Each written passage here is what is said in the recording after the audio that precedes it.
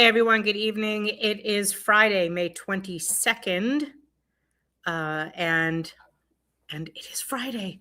I hope you guys are excited as I am because I am looking forward to the weekend. This has been one crazy week. So I want to say there is no updates on the copay case. There is no updates on anything legal wise. Legislation wise, thank you guys. Thank you for all of you doing the homework and emailing the Senate. We've got a lot of sponsors up on this bill today, and I'm actually really happy to report that every day I go in, I check the number. I did not get a chance to do it today, but we have more on the bill today. And then I also reduce those that you're emailing because it doesn't make sense to bombard them. I will eventually follow up and we'll do a thank you, and we'll thank those that are on it. I sat today with Assemblyman Charles Fall, who is the Assembly sponsor on the bill, and we should have an answer for you tomorrow. We were able to get through the issue that was holding up our legislation on the Assembly side.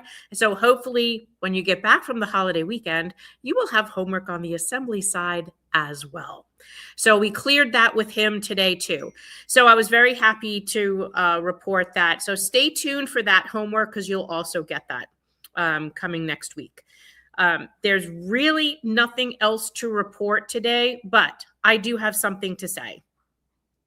And this has come from several weeks of, or actually several months of trying to find partners or collaborators or people who say, when they say, we support retirees, or we believe in protecting retiree healthcare, or we believe in protecting retiree healthcare, Medicare, Social Security.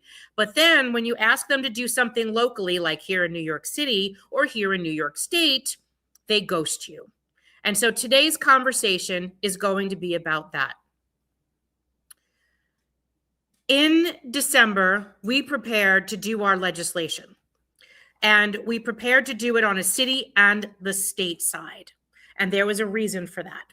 We wanted to make sure that, one, city workers could be protected. And then we're still trying to help our partners on the state side, all state workers, whether you're a former unionist, whether you were never in a union because you were managerial, it doesn't matter. This has become the most frustrating part of this because people who should have been your partners are literally working against you, and you know who those people are. So they like to dub themselves the leadership of the MLC. You'll hear me always say the two largest unions in the city of New York. So back in December, we were preparing to do our legislation. We decided that we were going to work to build a coalition of people. Several of you go to the RTC meetings. If you're UFT world, several of you go to the RTC meetings, or you retired teacher chapter, or if you're an active teacher, you're listening to Michael Mulgrew in those circles of your delegate assembly. You listen to your chapter leaders. You will always hear Michael Mulgrew say that our legislation to protect retiree healthcare is illegal. You will always hear Michael Mulgrew say in the delegate assembly, like he did just the other day for like the 5th time, that legislation to protect retirees violates the collective bargaining agreements, violates the Taylor law, New York City collective bargaining, and it is illegal. I want you to hear from me today that is absolutely false information. Now, since December, I have emailed Michael Mulgrew and copied his in-house counsel, Beth Norton, several times. I have asked the same thing of him. We are getting ready to introduce our legislation. I understand that you have an issue with our legislation text. I'd be open to have a conversation with you to make that text mutually agreeable. Please let me know.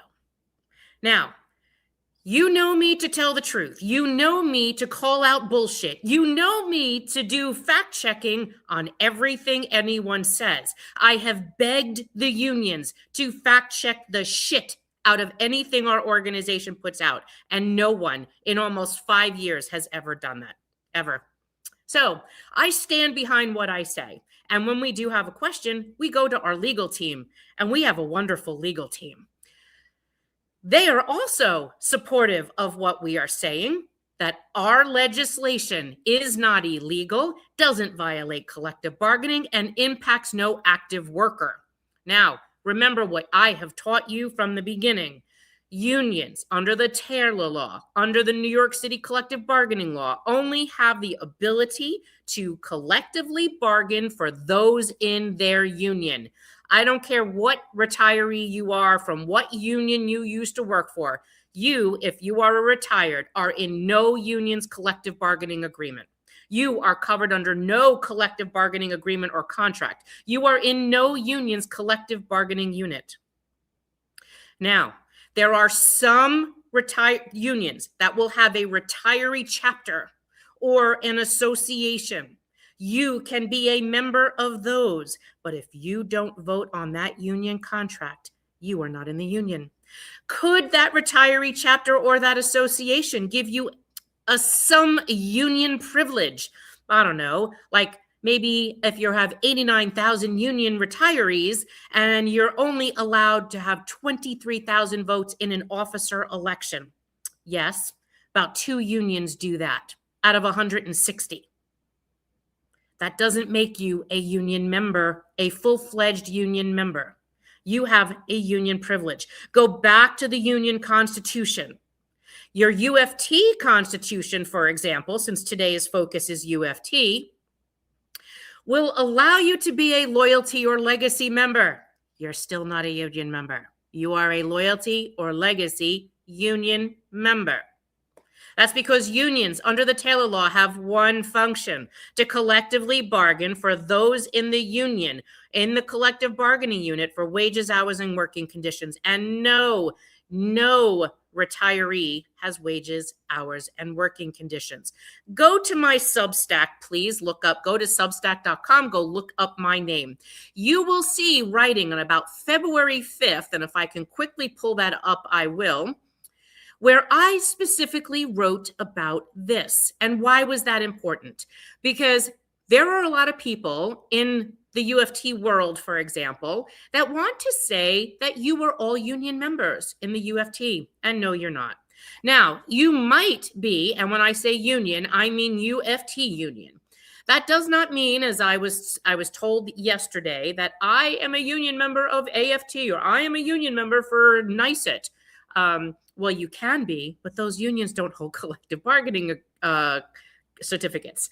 They have no ability to bargain. So that's like an umbrella group. Even DC 37 retirees who are not allowed to vote in anything in DC 37, they have no voting privileges, not even in an election. But by default, if you join DC 37 retirees, you can be a member of DC 37 AFSCME AFL-CIO. That still doesn't make you a member of UFT. You are still a retired member of the UFT. And I know this is frustrating to many because, listen, I wrote another article under Substack where I wrote about the history of UFT and why retirees are in the union. And it's a very interesting historical article. And just to make it short and brief, you can go look on my Substack for that. But one of the reasons, and the main reason why UFT members are part, and they were the first union to create a UFT retired teacher chapter, was because the union had struck 3 separate times. And they lost their dues checkoff. So in order to keep making money, they had to find a way to manually collect dues because they lost dues checkoff as part of one of those strikes. The court ordered them to remove it. So what they did was they activated a retiree chapter. They were the first in the city of New York to pass a law that allowed the pension system to deduct a dues to the retiree chapter for the first time in history to the UFT. And the retirees became the first boots on the ground. to helping protect the union and collecting the money so that the union can stay financially afloat. In this article, I'm going to put here in the chat right now, and I'm going to put it here on Facebook. It should go into Facebook. It should go into YouTube. I'm not sure if it'll make it to LinkedIn or X, but then I'm going to go jump over and I'm going to put it into Instagram. You can read this article where I wrote about not being in the union and why you're not in the union. And I cite sources. I cite exactly why, I cite where it says, I cite the union contracts that show that you are not a union member. Now, why would I be saying all of this? That is because the United Federation of Teachers has been attacking our organization for 5 years. They have called us rump retirees. They called us a small, inconsequential bunch of agitators. They've called us a lot of names if you've been with it. They've lied. They've gaslit. They told politicians they represent us when they don't. And if they do represent you, I'm going to play devil's advocate. Let's just say that they're all right and you are in the union. You have no vote on contracts. You have no vote in these MLC deals. You have no say in what happens. Apparently, not even the retired teacher chapter seems to have much pull in controlling what Michael Mulgrew and the leadership of UFT Unity does in this realm. But they represent you. Let's just say that, okay? Hypothetically, let's just for argument's sake, make that argument. They've tried to force you into Medicare Advantage. They have assessed copays on you. They have attacked you and maligned you for 5 years, and you pay retiree dues to them. And many of you won't cancel. Many of you have canceled your COPE, your COP, your COPE political action monies to them, as well as your peoples to DC 37, because you recognized after we learned that they were using your COPE money against you to lobby against your city and your state bill. Not only was the UFT doing that, so was the AFL-CIO. And you remember, it's UFT, AFL-CIO, AFT-NICET, okay? And that's the hierarchy. Now, DC 37 is DC 37, AFSCME, AFL-CIO. We dove through the records and found DC 37, UFT, AFSCME, AFL-CIO, all lobbying against our legislation on the city and the state level. Every single one of us. So people started canceling their COPE. People started canceling their DC 37 peoples. Okay. They didn't like that we said that. Well, then you shouldn't have been using our money against us, and you should actually do something to protect us. So came December. I said, you know what? Let's extend an olive branch. Let's reach out to Michael Mulgrew and his in-house counsel, Beth Norton. And I did so several times, asking, hey, would you like to collaborate on this? Because we'd like to bring this back. And I understand you're having a problem with this legislation. This doesn't impact your collective bargaining. The bill actually says that nothing in this bill would impair the unions from collectively bargaining for their union members. We're not a union member. We are not in the collective bargaining unit. No answer. Emailed it a second time. No answer. Emailed it a third time. No answer. We'd start the bill process. A couple months ago, a couple of you were on Facebook and messaged me. Matt Weber and a group of you were on Facebook and you were posting on Randy Weingarten's Facebook page. And many of you said, hey, she's talking to us. She's saying that she's advocating for retirees or she supports retirees. We're asking her to talk to you. Would you talk to her? I said, sure, I'll talk to anybody. So he reached out to me again, said, hey, would you reach out to her? I said, I'll reach out to her. If she doesn't reach out to me, no problem. She said she'd reach out to me. I'll wait. I waited a week. I waited 2 weeks. Matt said, hey, did you hear from her? I said, no. So I called her. Hey, Randy, it's Mary Ann Pizzatola. Looking to chat with you. Leave her a voicemail. Nothing. I wait a week. I text her. Hey, Randy, it's me, Mary Ann Pizzatola. Want to collaborate with you. Can we get a meeting? I left you a voicemail message last week. I get a reply. I got it. She goes, okay. So I said, I'd like to have a meeting. She said, I'll have someone contact you and schedule a meeting. Another week goes by, nothing.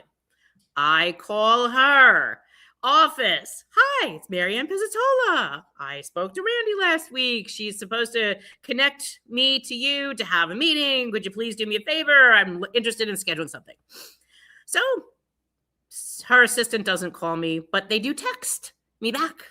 And I get a meeting, and I'm so excited. This is great. So schedule a meeting next week, 20 minutes. Yay. She doesn't want to meet by Zoom. She wants to meet by teleconference. No problem. I'll talk to you any which way. I mean, telephone, Zoom, smoke signals, whichever way works. Meeting day comes. Have the meeting. It was productive. She actually said she supports the things that I'm doing. She understands why I'm doing what I am. She thinks I'm a strong advocate for retirees. She's concerned about the local level. She's more concerned about the national level. And I said, well, under this administration right now, I do not see us fixing this nationally. But I promised her that because we got into the national fight in 2023, I'd have no problem bringing retirees back to Washington, D.C. to fight to protect Medicare and Social Security nationally. We have friends there. And that would be wonderful. I said, but I cannot fight this nationally right now, and neither could you. You can. You'll be spinning your wheels. But we have the power to fix this locally. We can fix this with legislation, city and state, to protect retirees from being forced into Medicare Advantage and also roll back these predatory copays, Randy. They are a struggle for so many people. Because retirees were promised that their health care would be premium free and that they wouldn't have health care costs. And because we all grew up knowing in the city service that if Medicare supplement was less expensive than the HIP HMO, which of course it is, because the HIP HMO on an individual is $1,000 individual and our cost of our plan is about $200, our plan should have been free. And it had been for 60 years. Until Michael Mulgrew and Henry Garrido and Harry Nespoli came along. And the teachers didn't have a contract for 9 years and made a deal that started the whole devil plan in effect. And then Henry Garrido did his in 2018. I explained to her the cost. I explained to her what it's doing to people. I explained to her our pensions. I explained to her how many of us have small pensions. I did. After that conversation, I said to her, I promise you, I will work with you on the federal level, but you need to promise me you will help me on the local level. I said to her, I will understand, I may disagree, but I will understand if you and the UFT choose not to support our legislation. I then ask you to not lobby against it. Let us pass a bill that protects current retirees because current retirees are not in a union. Oh, don't worry about it, Serena Mia. I got it. She says, let me see what I could do to work with you. Give me a week. I will get back to you. There you go. A week passes. Nothing happens. I kept my word, Matthew. There were even times when I went to you for guidance. I went to Michael for guidance, not Michael Mulgrew, another Michael, and Sasha, and others, and our attorneys, and our advisors. How do you want me to handle this? I think we could do this. Because no union leader in their right mind should stand for diminishing a retiree health benefit. But if our legislation passes, which they don't, which when I say they, he, Michael Mulgrew, doesn't want to pass. Why doesn't he want it to pass? Because if we close your pocket and they can't get into it, we just cut off their funding. And we watched what they did with the Health Insurance Stabilization Fund. This is why they don't want that bill to pass, and they will lie to anybody to tell them that the bill is illegal, violates our collective bargaining. So I said, you know what? I'm going to reach out again. Hey, Randy, I'm in New York City. Want to have a cup of coffee with you? Do you want to get back to me about, where things are? And that's when it began. So, you know how they say, like, don't get all excited and have great expectations, and that you don't want to get those expectations up high, because if you do, you'll be disappointed. So, I was keeping myself as grounded as I possibly could, because I always had a feeling that maybe, just possibly, that they would play us again, just like they have over the last 5 years, and not really have any intention of working with us. So after I said, hey, I'm in the city, you want to get together, I want to touch base, she writes me back. And she says, Marianne, your videos have been really terrible. They were sent to me after I started talking to people. It's not cool. My folks really don't believe you want to work with us. And now I'm going, what the hell videos have I been doing? All of our videos since the middle of April, which is before I talked to her, because I spoke to her on April 22nd. All of our videos aren't about Mom Donnie. Even you guys know that. The only video I did about Michael Mulgrew was April 10th, when he misrepresented 1096 again, and basically said he was misrepresenting the law again. And that's when he said he would sue if the bill passed, right? I'm still staying classy. I said, what videos are you talking about? My videos have been focused on the mayor and my retirees, not you or anyone else. I watched them, she goes. The criticism of Mulgrew is obvious. Well, if he's lying about the legislation being illegal, I have every right, because you all know I debunk bullshit all day long.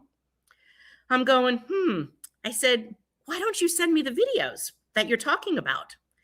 And let me know, because some of them may be old. Because I know our whole campaign has been talking about the mayor. Now, I will be totally honest with all of you. And if she's listening or he's listening, we did prepare an entire campaign against Mulgrew and Garrido. We shelved it when several of you came to us and said, hey, there's an opportunity here we want you to take to speak to her. I said, okay. We hit the pause button, didn't roll it out.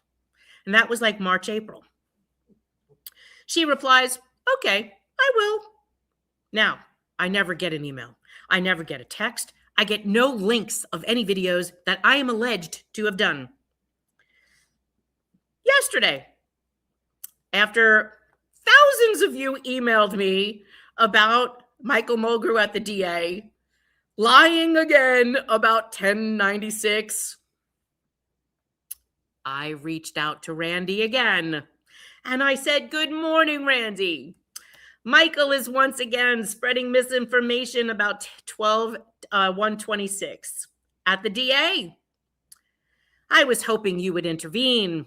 Sadly, it's the retirees who have to keep enduring him saying that our bill is illegal, and he will sue to stop it. You're a lawyer. Yeah, she's a lawyer, in case you guys didn't know that. Retirees are not in collective bargaining units, not covered under the Taylor Law. No collective bargaining agreement governs healthcare statute does. And all of you know that.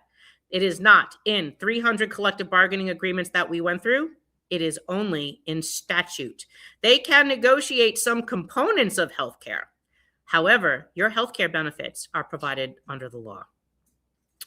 And I said to her, I never received what your colleagues sent you that you described was horrible, but I have several audios of Michael Mulgrew saying the above misrepresentation of retiree health legislation. I have held my tongue. But if you're not interested in working together, like I said, like you said to me originally, I will have no choice but to debunk him publicly. And I'm going to do that. I'm telling you right now. Again, I will take that audio and do that over the weekend. I said, I am asking you for collaboration out of respect. My Friday Live is tomorrow at 5. Guess what, guys? It's 5:27. Today is tomorrow. It is Friday. I will have to address this. I already have 2,039 emails about what he said yesterday. How shall we address that? I'm asking her, how shall we address that? Retirees deserve protection, peace of mind, and we both agreed to that. I'm going to give them that. I was hoping to do it with you and Michael. But if not, I'm going to proceed to defend them because that is my job. Mary Ann, you misrepresented to me. I said, how, Randy? How? You can't accuse me of something and not show me. This is an excuse. I told you, she says, those videos. I said, and there were none made from shortly before we spoke. You lied to me, Em, she goes. I went to the people at the UFT in good faith. I said, I never lied to you, ever. And if you're still not giving me proof of your accusation, the ones before we spoke were also about misrepresentations he made about the legislation. I want you guys to understand this, okay? Because I tried. I freaking tried. So I said, I'm not falling for that. I did no such thing to you. She says, Mary Ann, there's different ways to protect. And I said, don't give me that. If retiree health care protection is not codified in law for current retirees, there is no protection. And clearly the union promised to protect retired unionists fell flat when the two largest unions chose to sell off retiree health benefits, passed on predatory copays on us, and then tried to jam us into a privatized Medicare Advantage plan. This is a betrayal of trust that is not going away. I begged you in 2022 to stand up for this, and you chose not to. I reached out to Michael several times, out again to you. If you cannot provide me with any formal way of protecting current retirees, I have no choice but to move forward. And as I said, I was hoping to do it with you all, but if I am forced to, I will do it on my own. Talking about retirees, but not protecting our health care and accepting passing more costs on to us to fund union promises. Unions we are not in does not fly. As I said, you don't have to support our legislation. I'm asking you not to fight it. But you are not going to fix this nationally right now. This can be fixed locally right now. And for some reason, you're choosing not to. And it has nothing to do with the law. Mary Ann, no one at UFT will work with you because they do not trust you. And this threat to me is a good example why. I said, what threat? Did you guys hear a threat? I'm literally reading this verbatim to you. Read your text, she goes. I feel like I'm reading you a Dr. Seuss story. I said, you just don't want me to tell the truth. I get it. I'm accountable to my members. That's their expectation, and I deliver. M, I'm not engaging further. No good deed goes unpunished. I took a deep breath, and I said, bless your heart. Because I bless her heart. Because that is not a normal explanation. That is gaslighting, misrepresentation on her part, and she knows the truth. Trust me, she does. So this was probably about 10 a.m. I go about my day, doing my work to work for all of you, like every day. 1:30 in the afternoon, 1:28, my apologies, 1:28 p.m., several hours later, she writes this long rant. So I'm assuming she probably had to call Michael Mulgrew and said, hey, Mike, how you want me to answer this? This is what I get. This is a different situation from Medicare Advantage. Mulgrew has repeated to you why this bill doesn't work. I'm going, he has, because he hasn't called me. He hasn't emailed me back. Okay, I digress. Disagreeing on a vehicle is not the same as not protecting retirees. Are you all listening to this? She thinks she's protecting you, even though she won't do the bill or won't not fight the bill. Our retirees are in a union. They passed a resolution at their DA on combating threats. They will not work with you because there is no trust. This from a union who betrayed retirees for 5 years. Just the irony of that. And these texts prove it. I did what I told you I would. That sounds familiar. And the texts above, particularly, you stand with me or you're against retirees, is particularly special. Now, I'm not answering that. At least, I don't think I am. And that was my conversation with Randi Weingarten. The end. So now, I'm telling you right now, UFT is not protecting you, Michael Mulger is not protecting you, and Randi Weingarten's not coming to rescue you. They're pissed off because we exist. They're pissed off because we told you stop paying COPE because they're using your COPE money against you.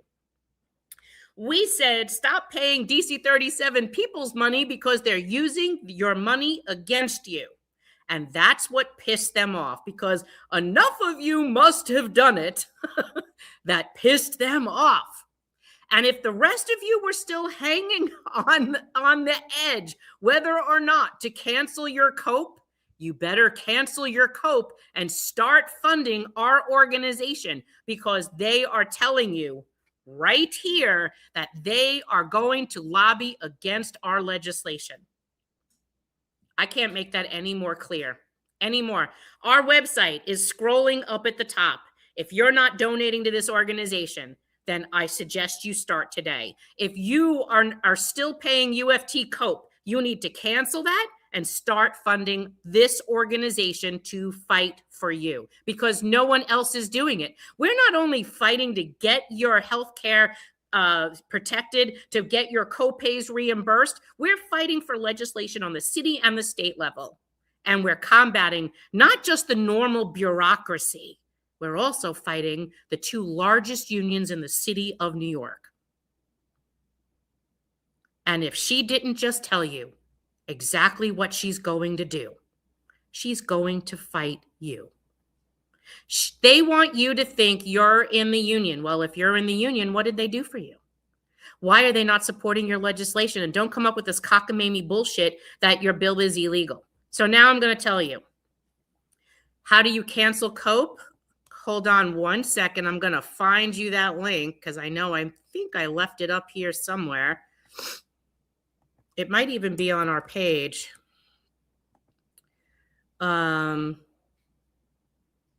Here we go. I'm getting you the link. Give me 1 second.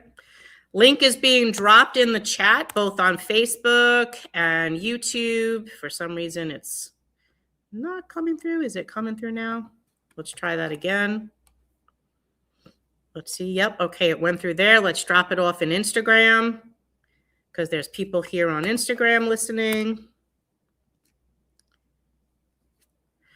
So now you have the link to our COPE button, and you'll see how it tells you to cancel your COPE or cancel your People's Money Ask Me. If you go to our YouTube channel, we did a video on this where we showed you the formal state filings and city filings where UFT, AFL, and AFSCME all lobbied against our legislation last year. So I just had to file our filings. I will go back in and I will check. And also, we do have, by the way, I will tell you, if they don't file, I will be making a formal complaint. We already had people tell us that UFT, Bridget Rain, is already speaking to people in the state legislature and the city council to not support our legislation. That means UFT is lobbying against our legislation again. I cannot say this enough to you. Now, here's the next move, because we need to find a way to break you away from them. If they're not going to have your back, then we have to make sure that this organization stays funded to protect all of you. And how do we do that? We're looking, because many of you have said to us, look, I have to keep paying that dues to the RTC because I get this insurance supplemental policy from them. I get a this from them. I get a that from them. Okay, fine, I said. Let's figure this out because I'm tired of dealing with this. There's got to be a way to be able to help you get what they have. You want some sort of a dental plan, a pet insurance, a legal benefit, or whatever the hell it is.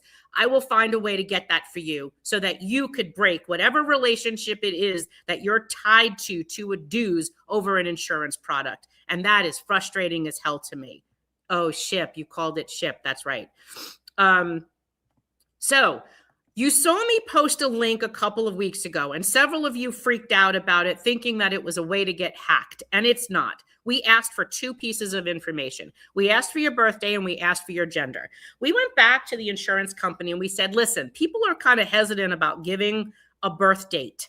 Can we just do an age? And he said, yes. I said, okay, I will do that tonight. Now, why are we asking for age and gender? Well, when you do insurance, the sales rep that's trying to put together a package of benefits for you will tell you, I need to know what your census is like, who is in your group, so we could get you a really good group rate.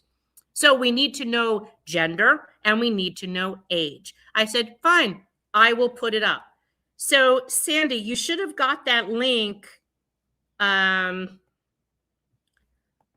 You should have got the link. If not, just email the org if you don't see it at retirees@nycretirees.org.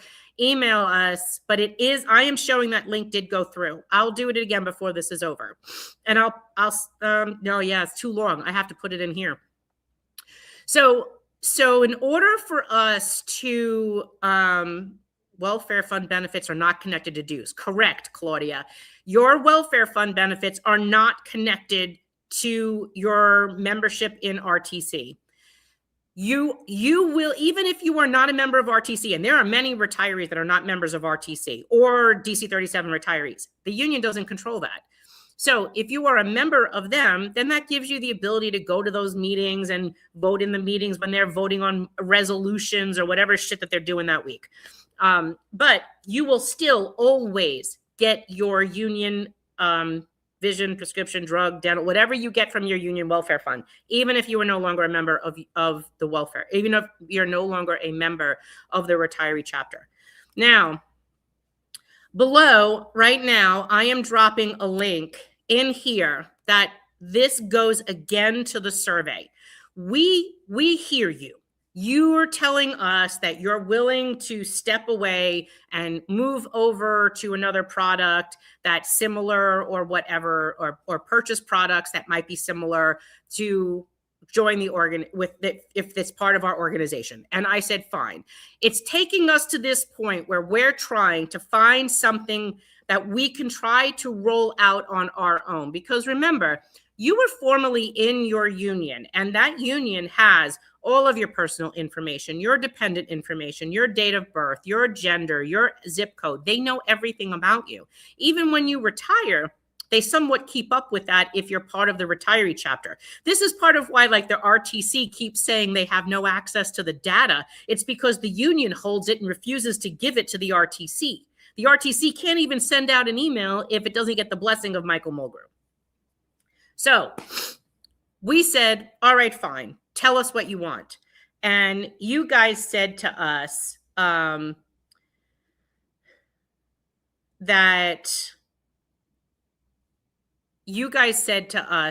they you guys wanted insurance products, that you wanted to talk about a life insurance, you wanted to talk about a legal plan, you wanted to talk about dental. Some of your plans don't have a dental, or your dental plan sucks. Even my dental plan sucks, and I'm DC 37.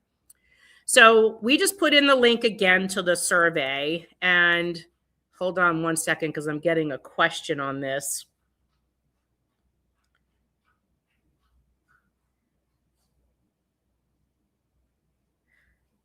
Oh, I see. So Sasha, are you asking me to put these in the survey?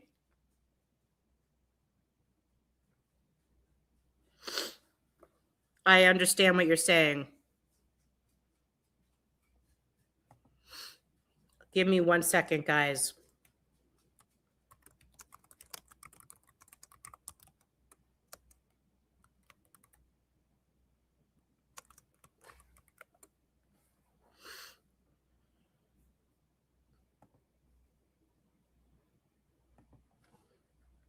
Give me 1 more minute.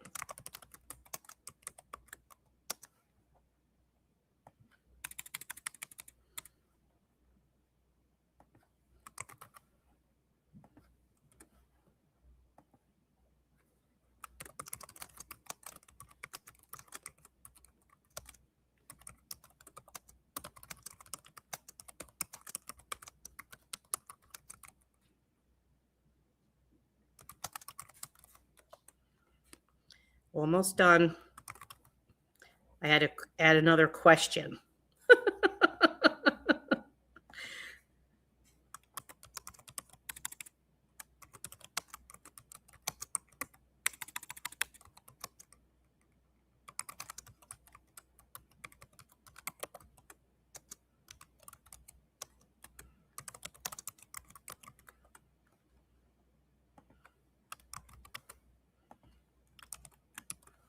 Okay. I'm back. Let me find the tab where you guys are. Okay. So this was why I have taken this futile attempt to try to work with Michael Mulgrew and Randy Weingarten. It was to try to see that we could get a collaboration where we could all say, screwing retirees is wrong. Passing copays or raising retirement cost onto retirees is not protecting their pension when it's not even keeping up with inflation. We should not be passing costs on to retirees. We want to roll those copays back, and we want to promise we would never force them into Medicare Advantage. That's the crux of it. I could not even get them to agree to that. Now, here's another thing. Randy also said to me in a conversation that I had to understand that she represents 3,500 locals across the United States in AFT, and many of them don't have healthcare benefits like we do. She also said that part of the reason why, and she said, you should know how I feel about this, Marianne, but I couldn't speak out about it because I was conflicted.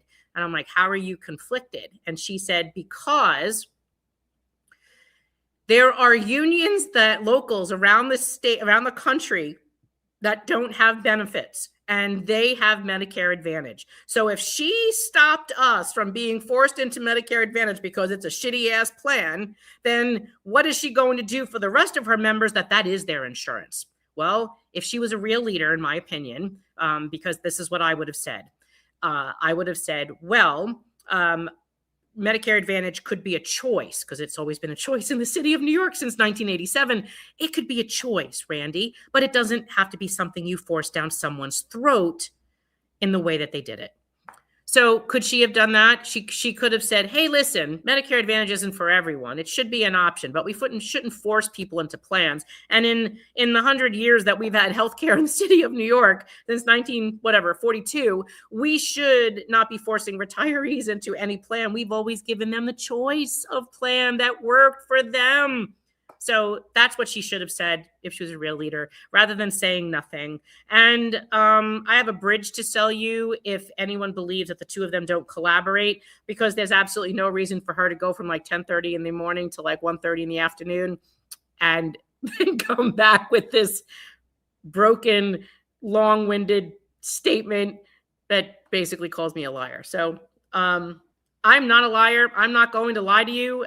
And I'm whatever. And I've given this text thread to several people and read this to them, and none of them have said to me, yeah, you lied to her. I was like, yeah, I know I didn't lie to her. None of them have said to me, I threatened her. Nope, you didn't threaten her either. So this is the tactic that Henry Garrido, Michael Mulgrew, and I guess now Randy Weingarten, who's never going to be my friend, and is going to accuse me of lying and threatening her when that's not happening. Listen, guys, we are in a fight for our life because this is our healthcare. And if the city of New York doesn't have a problem with reneging on a promise it made to you today, it will renege on a promise it's making to current retirees right now. We have to stop this. There's no ifs, ands, or buts about it. There's none. And this is the promise. The promise was you will have free healthcare. The promise was when you're Medicare eligible, you will have Medicare. The promise was when you retire, you will have the security of your healthcare and your pension. No one ever said when you retire, we're going to screw you. No one ever said when you retire, we're going to change your healthcare benefits without your say, without your knowledge, even if your doctors don't take that plan. No one ever said that to you. We are going to make sure that the promise that was made to you is kept. And we are going to push back and fight against anyone, whether it's the city of New York or some corrupt union leader trying to finance his next deal on your back. And I'm telling you that right now, but the only way I could do that is with all of you, even those of you sitting on the fence, still not funding this organization. We have become a threat to them for a reason. We're exposing their bullshit. We need your support. We need you to join our organization if you have not joined. We want to make sure that you get heard. Look, I just got a call from a teacher just before this call that said, I saw Mayor Mamdani on the street and I parked my car and jumped out and went and talked to him about you. That is what this is about. She confronted him about our issue. This is important. So this is the frustrating thing about that. And this is why we need to keep going forward, because no one's going to listen to you on your own. This is why unions organize. This is why there is not just a UFT Local 2, there's an AFT and there's a NICET, is because the larger organizations make them all part of the smaller unions, all part of the nationals. They all collected dues, kind of like a pyramid scheme. They all collected dues. Now, if they say, oh, I'm in NICET, what do you get? Or I'm in AFT, what do you get from AFT? A membership card? You know, you might get some of those insurance products that tie you to NICET, but what do you get? Are they fighting for you? Oh, we're fighting to protect Medicare and Social Security in Washington. Oh, that's great. How's that going? Well, could you help us here locally? Because that's where the battle is right now. Oh, no. Okay. So then are they really actually helping you? I want you to answer that question. So now, I did tell you this afternoon, bring a pencil if you're UFT. I mean, if you're not UFT and you want to do this too, grab a paper and pencil. I will wait about 10 seconds before I give you the next information.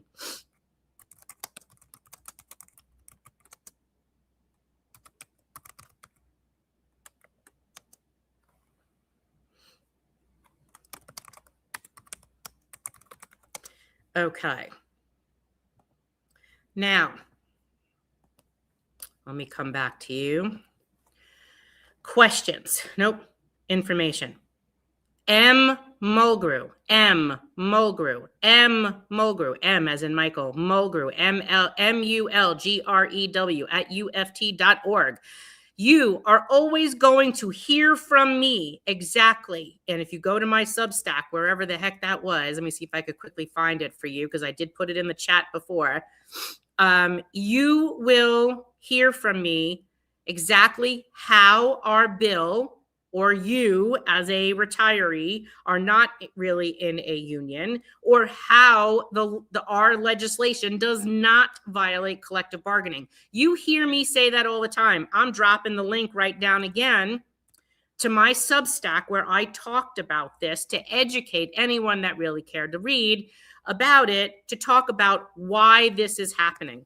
So I will cite everywhere. And if you ask me if there's something else you want to know that's not there, ask me. I will cite it for you. Just drop it in the comments in the Substack. I will cite and source how I can prove to you the definitions of the New York City collective bargaining law, the New York State Taylor law, Every union contract, Article 1, says exactly who is in a union, in that union, and who that contract represents. The UFT today's contract that they negotiated, that a current retiree was not working under, does not represent you. The union doesn't represent you. The union represents a whole list of titles of workers, employees, hired, appointed titles by an employing agency paid out of the city treasury. That is not you. Sorry to say that, but yes, we actually had to say it loud with a freaking bullhorn that our former unions, if you were union, do not represent us. And that was hard for us to say because the unions always had the responsibility to protect us. However, starting in 2014, probably a little bit sooner, I hate to say that too, they really failed us by selling us off to fund them. They violated the promise that was made to you. And we said it every time. If they're willing to break the promise to you today, they will break the promise to the current workers tomorrow. You guys are going to start emailing Michael Mulgrew and ask him, you keep saying our legislation is illegal and violates the Taylor law. Please cite specific sections of the law in which it is illegal. Challenge him. I'm asking you to challenge him because in my Substack, I lay out exactly why it is not illegal. We are not in unions. We are not employees. We are not employed by an employing agency. We're not paid out of the treasury. We are not employees under the Taylor law. I even cited case law that unions cannot collectively bargain for retirees and that retirees are not in the collective bargaining unit. Email mmulgrew@uft.org. And then I do want you all to call UFT because he can just create a filter and put all of your emails into trash, and he doesn't seem to give a shit. So let's look up the number for the UFT. I might actually have that in my phone. UFT. And you're all going to start calling the UFT. And I know it's Friday. 212-777-7500. 212-777-7500. You guys are going to start calling the UFT. And if someone tells me that number is wrong, I will fix it. Start calling the UFT next week. I will make a post on Tuesday. Don't you worry. Yeah, anyone, I don't care. You could all call because he'll just when you email him, he'll just create a filter and that filter will just go to trash. He's not going to answer you back because he never answers me back. But if you call, they have to take your call. And I mean, even if it just goes to some voicemail or whatever, but calling, you're getting through. And you're going to ask him. He needs to cite and source exactly how our current retiree legislation or legislation for current retirees is illegal and violates collective bargaining. Yeah, 212-777-7500. So you want to call and start asking them. It's 6 o'clock. They're gone for the day. But on Tuesday, you're going to start calling. Don't worry. I will then definitely make a post asking you to do that. That'll probably be your homework next week. Unless he has some filter catching something to catch your fall. So now let me jump all the way up top because you guys had a lot of questions while I was explaining my very exciting week. For individual life insurance policies of small to moderate size, the AARP New York Life program is good. No, I'm not looking to join AARP, my dear. I'm looking to get our own policy written for all of you, not going through AARP. From what you said, it sounds like Mulgrew, Garrido, Weingarten have trust issues. Sounds like a mask to hide behind. You think so? Because remember, narcissistic people always project what they are on someone else. You lied to me. Yeah, no.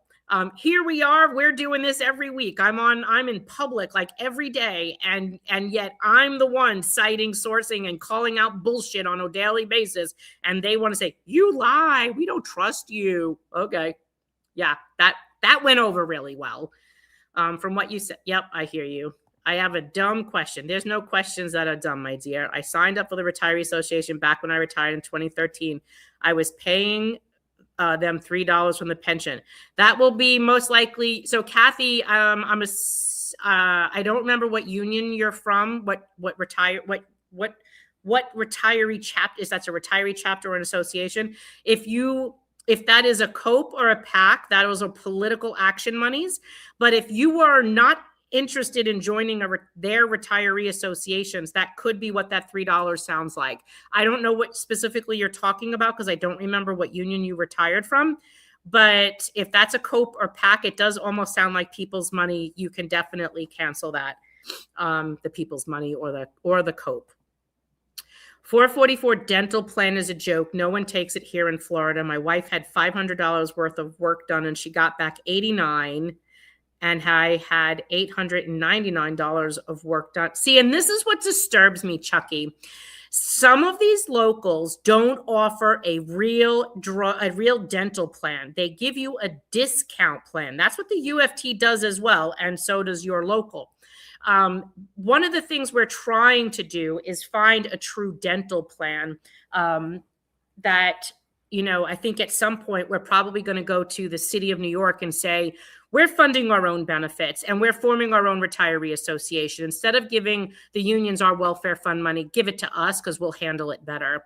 And I think that's what we might have to do, is go after them for that. I'm not averse to doing that, because if they're going to jeopardize our benefits, then we're just going to take it over. That money was meant for retirees.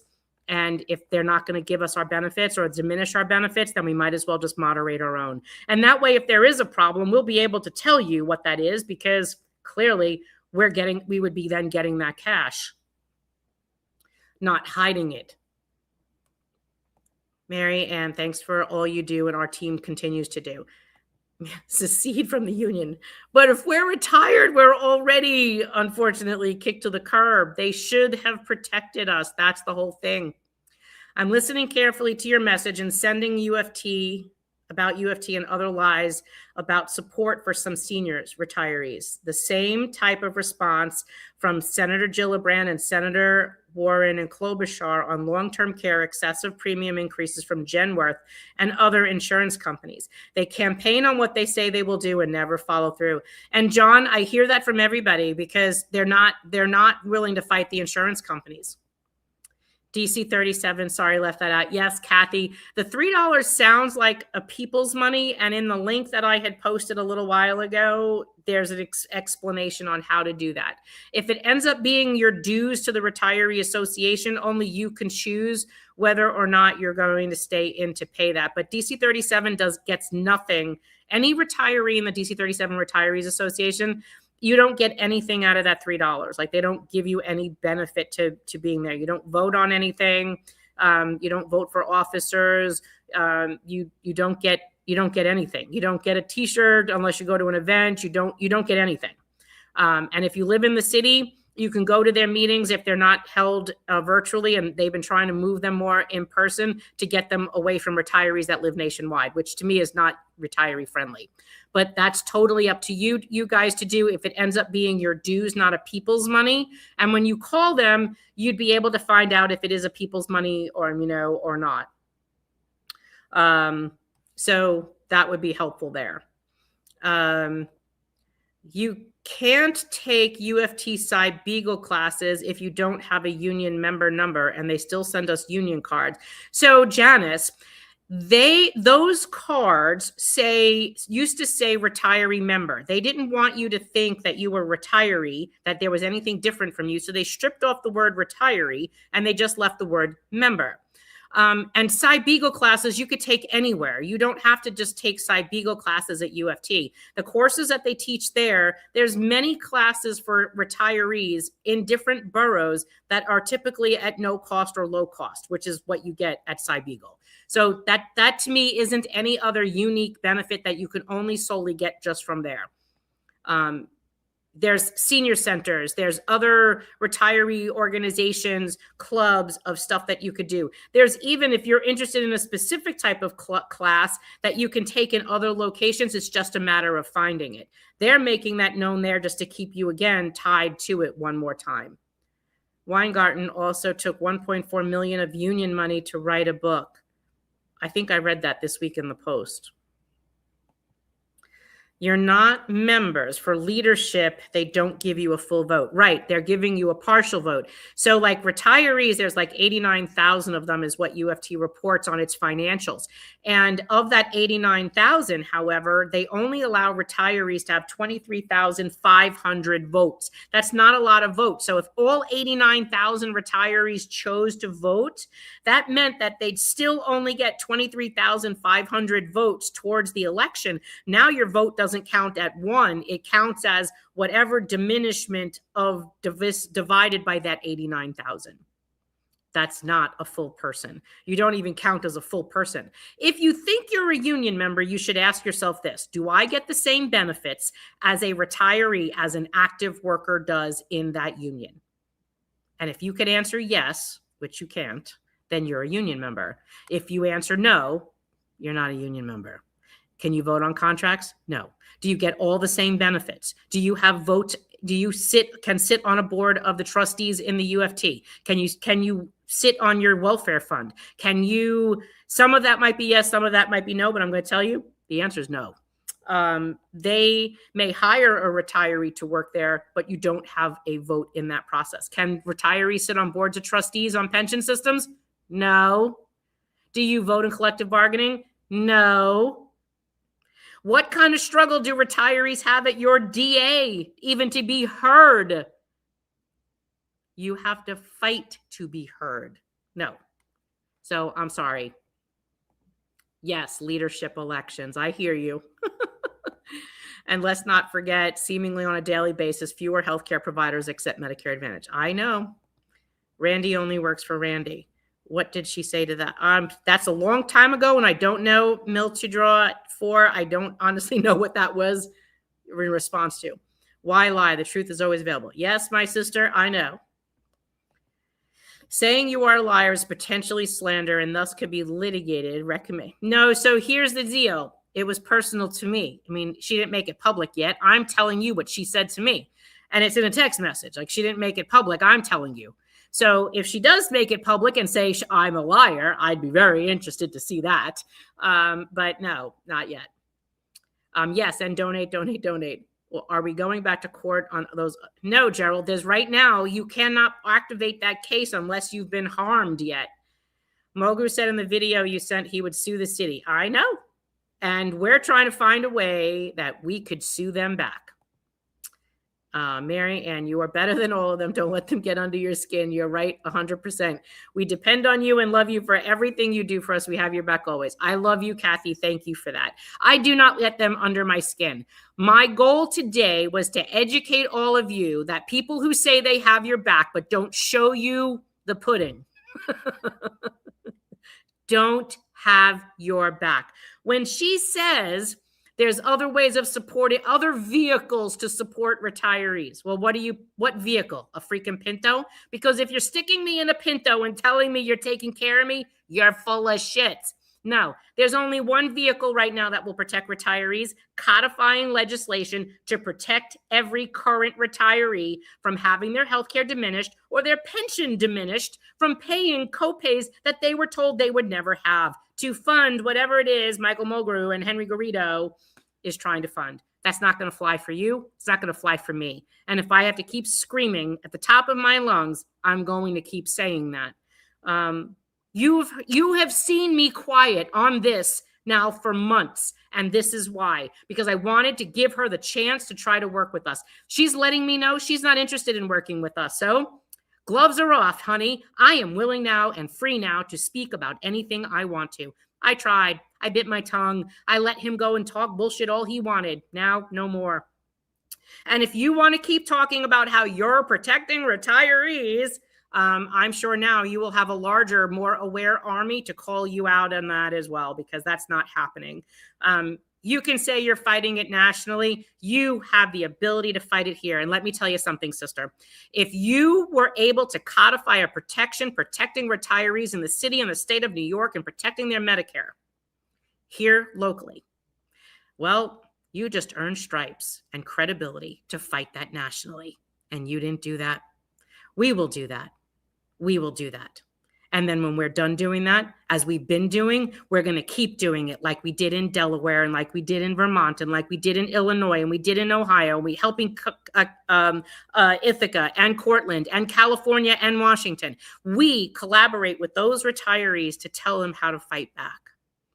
Sometimes they don't have the ability to fight back because they're not as big as us. They're not able to raise enough money to fight back legally. That makes them vulnerable. And this is what leadership is, Randy and Michael and anyone else who's listening, is because you have to recognize that these people relied on you as labor.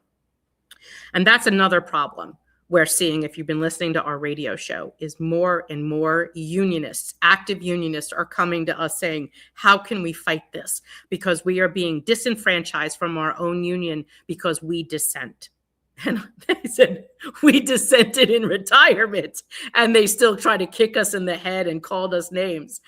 So they are trying to fight back, and they're active workers against some of the biggest unions, just like UFT and DC 37 and Teamsters. And this is another trademark of failed leadership, because when failed leadership has to pit their workers against workers, like you're seeing DC 37 pitting against the disabled and the No More 24 workers, when they're pitting themselves against workers against retirees on healthcare. If they have to leverage parts of their group in order for them to excel, you're not a leader. You're just selling off parts of you. And that's why you're losing support and membership and trust and faith. So unfortunately, it takes time, but they do expose themselves. He already made a deal for making Tier 6 better. Yes, Roseanne. Sadly, the pension amortization was a way for them to pay for Tier 6, as well as put more money in the labor fund, which went from, I think, 1% to 3% or 1% to 2.5%. So, yeah. Mom Donnie said that there wasn't his administration's goal to do Medicare Advantage. But remember, our bill doesn't just do Medicare Advantage, Long Beach. Our bill is two things. And this is why I keep telling you guys, whenever you talk to someone, don't just bring up Medicare Advantage. You must say, we're trying to get a bill passed that protects us from Medicare Advantage and rolls back those predatory copays that we were told we would never have. That's putting us in an affordability crisis. Period. You must bring up those two issues, because right now he walked away and says, my goal is not to do Medicare Advantage, and didn't address the second part of that. The copays are a larger issue. I get it. Thank you. You're saying you're not doing it, but by not codifying it into law still isn't protecting me, because someone down the road, or you himself, because look, he has flip-flopped on how many of his own campaign promises. He flip-flopped on mayoral control. He flip-flopped on housing vouchers. He's flip-flopped on free buses. He's flip-flopped on a lot of things. What makes you think he won't flip-flop on this? I don't trust this guy on anything, especially that he won't talk to us. But if you're really saying you won't do Medicare Advantage, then you wouldn't have a problem putting it into law. And the second part of the law protects you and your pension, because right now your pension isn't keeping up with inflation. And if they're going to keep putting more costs onto you, they're going to get their money. You will suffer. So whenever you talk about this, don't just bring up Medicare Advantage. You must bring up copays. Must. And they must go hand in hand. Don't finish that sentence just about Medicare Advantage. The same thing if you ever get on the Brian Lehrer show when Mamdani starts his quarterly show on the 2nd. You must bring them both together. We need to talk to you about Medicare Advantage and these predatory copays putting us into an affordability crisis. Boom. Must. I keep saying this. You have to do this. It's not just Medicare Advantage. That legislation protects you from both. Keep that in mind, okay? Thank you, Joan Elizabeth. I appreciate that. Strength in numbers. Absolutely, Roberta. If Randy was a world-renowned leader and negotiator, she would not be refusing to continue a dialogue with you. By behaving in this fashion, she diminishes her own reputation. Matthew, honey, I tried. And because you asked me, I tried. You and Michael and Sasha, I tried. Just watch the Silkwood movie. I consistently confront the mayor on all his videos, memes, and posts about not giving you retiree rep appointment to discuss our concerns. Thank you. Everybody, all New York City retirees, sign up for an automatic contribution. It doesn't have to be huge or unaffordable. Absolutely. I agree with you. What do we say if they tell us the promise was not in writing? Well, if anyone says that, we were able to show that a promise was made to us. We have it in writing that retirees would have X, Y, and Z. That's all in our case. We have it in SPDs. We have it in union newsletters. That was part of our first and third case. So it is there. Making tier 6 empower respect for active retirees doesn't matter. So they're fixing tier 6. The active workers are paying it if the trustees end up passing all the 5 pension systems do pass the reamortization. It was put into the state budget this week, and now it's up to the 5 pension systems. The active workers who sit on those boards with the other elected officials and appointees, since the unions do hold seats on those boards, they're willing to jeopardize or risk, they're willing to risk their pension funding to finance their pension. So once again, technically risking, leveraging current retirees and retirees,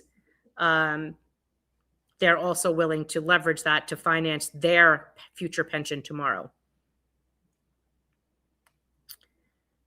And also, you've heard me say before that we are advised from union leaders that the MLC right now is talking about raising your senior care deductible from $50 to $300. This is why the mayor needs to speak with us, because this is going on right now. And this is why it's not a service, right? If you're speaking to elected officials or Mamdani and only bringing up Medicare Advantage, this cost structure is a problem, and that has to be addressed. Yeah. And also in your union dues is what do you call that, catastrophic plan, and your SHIP, that the unions are doubling all of that. So if they're doubling, I think in July, is it that they're raising the SHIP from $10 a month to $20 a month? That's coming out of your pension. For you to maintain that, you're literally doubling the premium on that for you to stay in that. This is why I keep asking you, is any of this really worth you staying in? And why we decided to go ahead and try to see if we can offer benefits for you guys to do that would not put you in that kind of a situation. You should have the freedom to purchase these things in other places. We want to know if there's other things that we can help provide you with that, something else that you might want that you're not getting. Let's see.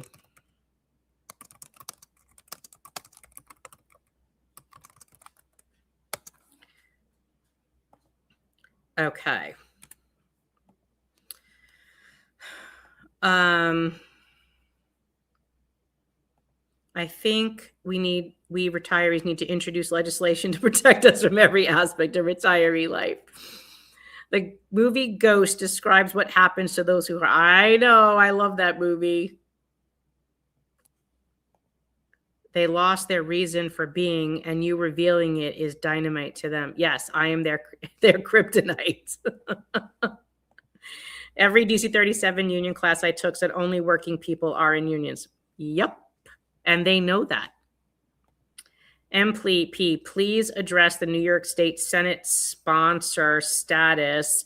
I've not looked up if Eric Botcher's on there, my dear. I've been running around like a chicken all day.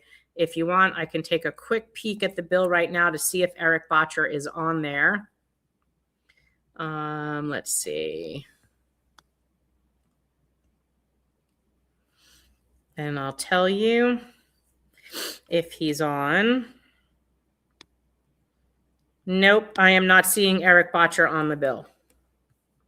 Sorry, not yet. And I have not called him myself, but you guys are free to call him. I supported UFT 30 years when they attack anyway. What is hard to understand, retirees are not part of collective bargaining. We were promised health care. We are not active employees. Yep. Marianne, I'm going to email Beth. She has gotten back to me before. Yeah, and Katie, when you do that, like she has to cite specific aspects of how and why she, because she's been the one also saying this, is also, how our bill is violating collective bargaining.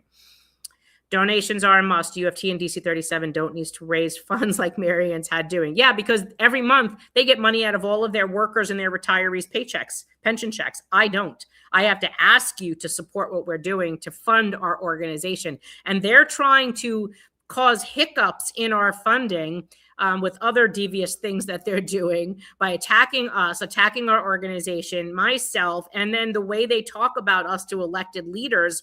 This is also part of the problem, is because now they're going, oh, that's Randy Weingarten, or oh, that's Michael Mulgrew, and oh, that's Henry Garrido. Why would they lie to me? That Marianne must be crazy. She must be a liar. She must be threatening Randy Weingarten. No. And then they're not going to bring it up to me. I'll hear it from someone else, like from an office, and go, hey, so-and-so was here in the office the other day and they said you were crazy. I said, what did they say? And they were like, blah, blah, blah. And I say, oh, let me show you why. Hold on a second. And then I show them what either that person has written me or left me a voicemail or whatever. And if they're talking about our fight, then I'm actually able to tell them, here, let me just debunk what they just said to you. Oh, they're saying we're in their union. Hold on a second. Let me bring up the union contract. Union contract, UFT, Article 1. Who do they represent? Da, da, da, da, da, da. Does that sound like me? No, right. So I'm not crazy. And unfortunately, that's part of the process, right? You have to do it. That's the number for the main switchboard. Yeah, the union number. So if there's another number, let us know. How can everything you presented today be brought mainstream? Well, Carrie, this is on YouTube. It's on Twitter. It's on Facebook. It is everywhere, memorialized, not going away. Never. It's here. I don't delete my videos. My videos are here. So that's why even like when Randy said I was attacking Michael Mulgrew, I can scroll through my social media. I'm not the mayor who's like to delete previous mayor's videos. I leave all our videos up and you can go and watch them. Yes, absolutely. The last video I did where I said Michael Mulgrew was lying was April 10th. That was before April 22nd when I spoke to Randy Weingarten. Today's video, I am literally telling you my conversation with her over the last couple weeks. And this will stay. Right now, we're live streaming into Facebook, LinkedIn, YouTube, X, and Instagram. And if you want me to stick it somewhere else, I will. Just tell me. So, memorialized, fact-checked, right there. There you go, Carrie. Can you get any more radio or TV shows to expose Weingarten or Mulgrew? That would be interesting, Paula. I don't know if I could do that, but we'll keep trying. I mean, we literally got a phone call because that video that I did in front of City Hall went viral. We had like 4,000 hits in less than 12 hours and then 106,000 views across our social media. And the station literally got that video like a million times from viewers who saw it and shared it and shared it and shared it. Thanks, Sasha. I will post those for Tuesday. So Tuesday, when we reopen our social media, I will post you phone numbers to start calling UFT. Can you repeat what we should say when we call? To UFT, yes, I could do that. I'll do that Tuesday. Don't worry, Susan. I'll put out the homework. Not sure what this number is, but I have 748-379-6200. I don't know what that is, but I'll write that down. 748-379-6200. I will look that up. It might go to like a welfare fund or something. Who knows? Why do you think Randy and Mulgrew screw over teachers, retired and active, so aggressively? What's in it for them? They make obscene salaries and benefits either way. So to be honest with you, I think a lot of unfortunate union leaders do this. It's because they have a poor leadership style and they're unable to negotiate anything better without screwing somebody. So remember, it's attrition bargaining, where they give away something to get something else. And that's a part of poor leadership, unfortunately. John Harrington, fight Randy, no race to the bottom. And you see, we choose to set the bar high, right? I refuse to set the bar low and say, I'm just going to meet this here. No, I'm reaching for the moon. And if I got to settle somewhere in the middle, then that's fine. But I will never set my bar low, and you shouldn't want me to. Yeah, we could attain that. Let's just ask for the minimum, or let's be willing to get screwed just so that we don't get screwed more later. No. As a labor leader, you should be fighting fiercely for the most and the best that you can get your members, not these games. And that is a game. To say I'm not going to protect you retirees from being forced into Medicare Advantage plans that your doctors and hospitals don't accept and is fraught with prior authorization, because I have several other unions on the other side of the country that actually have that insurance, or the AFL-CIO that sells 3 Medicare Advantage plans to their members. And so if I speak out about that, then, and say that that Medicare Advantage plan's crap, then what am I saying to those people that are in it, or our parent union, AFL-CIO, who sells 3 of those plans? And those people don't know anything better. I mean, look, Fran Drescher in 21, 22 was the first union to go up and say, I've got 3 Medicare Advantage plans for you. 1 or 2 is free and 1's $100. I was like, are you out of your mind? You're a cancer survivor. Insane. I mean, we called her office. They refused to speak with us. They think they found Fort Knox. I got free insurance and you got crap. Yeah. We got an email from, there was an actress that had cancer, and I can't remember her name, that was one of the issues that they were fighting, was the denials of care on her cancer treatment. And I have to go back in my email to find that. But she was a famous actress that told us that she was fighting something similar. There's nothing that they actively trying to keep from becoming public. I had 600 dental and got 60. He is not in the plan, but still. Mom Donnie will be on Briar Lehrer. Call the mayor part. I don't know when. Okay, so John, you should be on our email list, because I sent this out the other day. In our email list, we put the Brian Lehrer show that it starts June 2nd at 10 a.m. and it'll be like the second Tuesday quarterly. We gave you the link to the radio show, and we told you what to say and what not to say and how to say it. So I hope you're getting our emails. And if you didn't, you need to look in junk or spam, because we sent it out the other day. And if you don't get them and you're not registered, you should, because that's, if you're a donor and a supporter, you should be getting our emails, because you are then in the database. He should just retire and use all his shady money. DC 37 Retirees Association, not People's. That is different. And I never gave to People's because they rep my views. Yeah, so then that's totally up to you, Kathy. I know active UFT who want to stop paying dues. DC 37 dues is $3 a month, $36 a year at this time. Reference the Constitution. Okay. They get money from insurance companies. Yes, they do, Gerald. I think you're speaking of AARP, and AARP gets about $9 billion to fund in funding for selling Medicare Advantage. The org now will only get my $3 dues. Thank you. The association fees from what you said. Okay, great. Mulscrew will retire UFT Prez and replace Randy. That's what I'm hearing too. But I think she really wants to be Secretary of Education under the next president. I'd suggest everyone in UFT that is retired get behind Arthur Goldstein. I like that, Katie. It seems my goal, New York City's goal, is to screw retirees. They have nothing to bargain with. They will force us into Medicare Advantage. And I agree with you, because if the mayor refuses to codify it in law, that means he wants to keep his options open, unfortunately. William, do non-union manager retirees get welfare fund benefit money that unions get from the retirees? So yes, the MBF does get money from the city. Can you vote on TRS?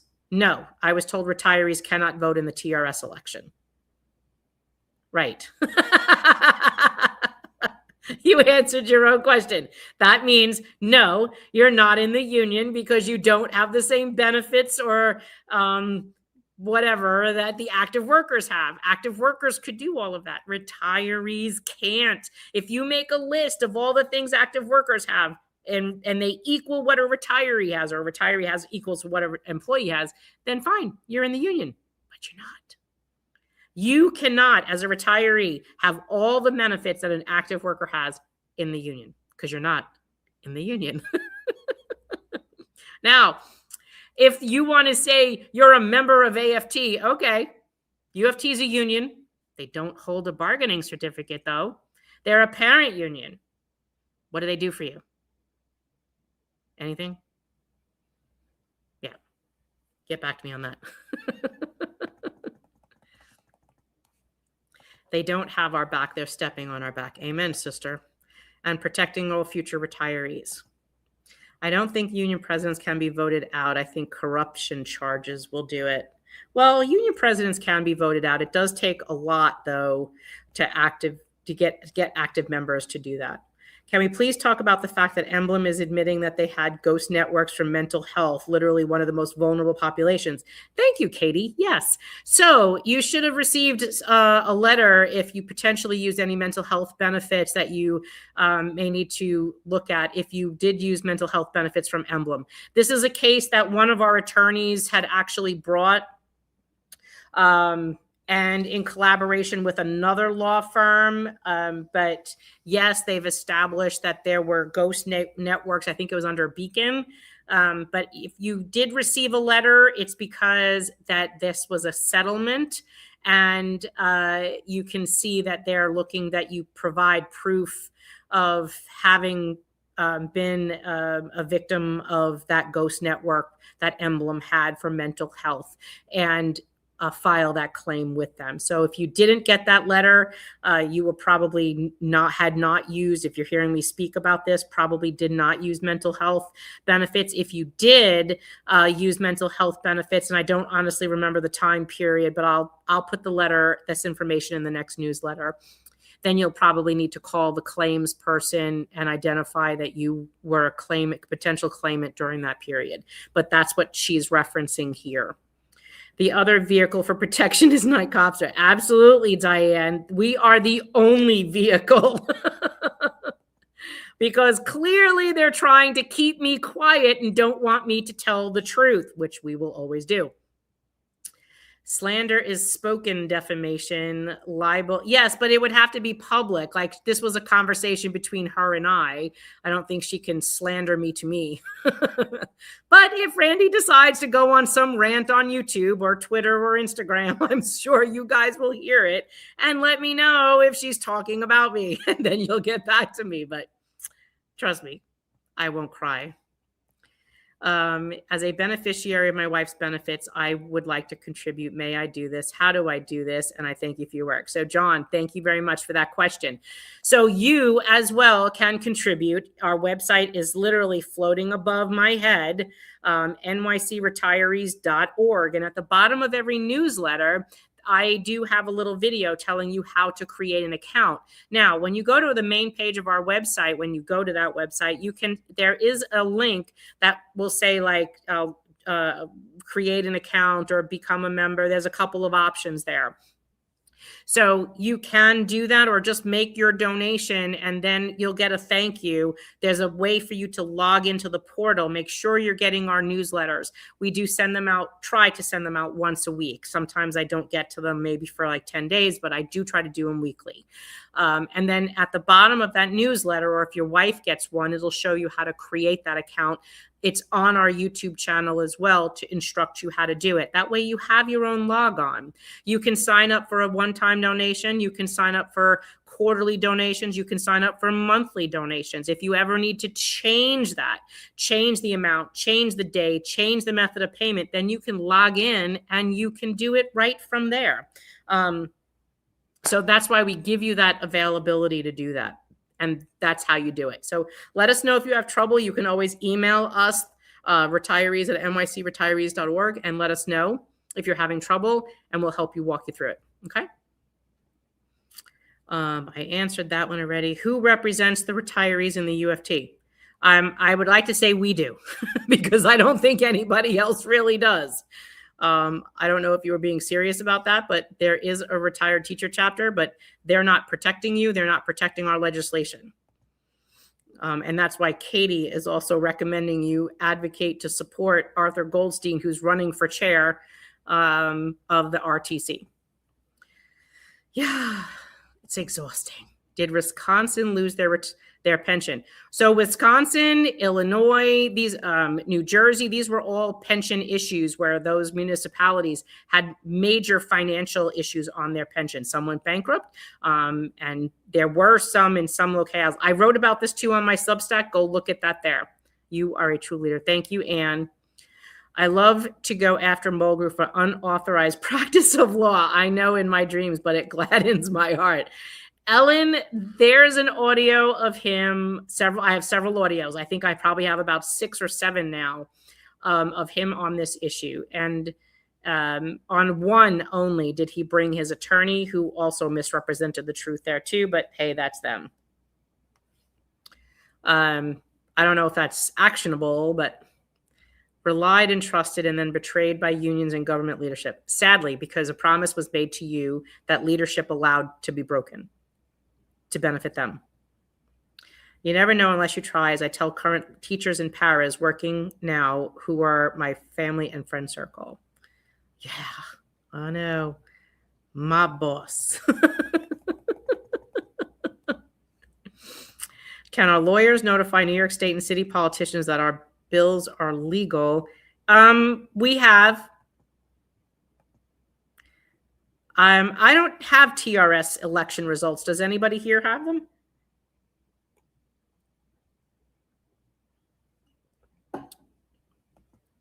They announced today Tier 6 work 30 years and you can retire at 58. You still pay a lifetime of contributions. I saw that article today.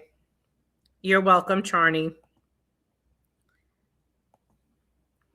Randy screwed the clinicians unit when we were working as employees. When she was doing her book tour, I posted locally, answering in a local post that she was dishonest and self-aggrandizing.